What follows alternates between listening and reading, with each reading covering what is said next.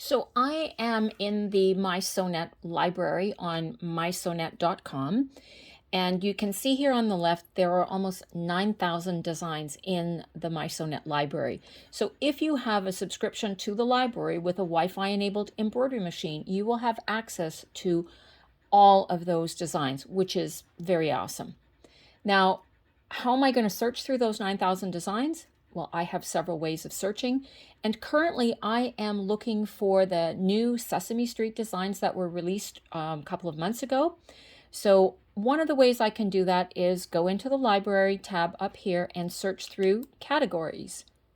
And the list of categories will bring up how the designs have been itemized or selected, and I will scroll through, and there is the group for Sesame Street. So I click on that, and it will now bring up the Sesame Street designs, so they're on my screen.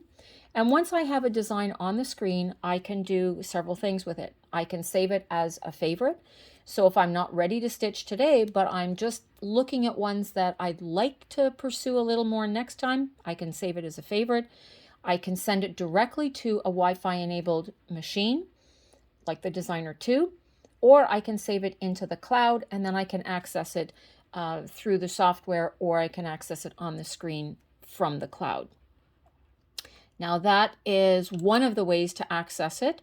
If I go to the left-hand side, I will also see categories on the left-hand side, and opening up that tab will again give me all the categories that I saw in this drop-down menu. Now there is another way to search, because not every item that we want is in a category, or a category might be too broad. So I could search for something specific up here. And in this instance, I'm going to type in the word sesame. Now there is an autofill for Sesame Street, but because it has embroidery designs in it, it brings up a lot of extra. So we're just going to use sesame and click on search.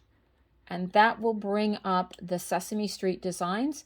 And again, I can do what I like with it, save it, send it, or save it as a favorite.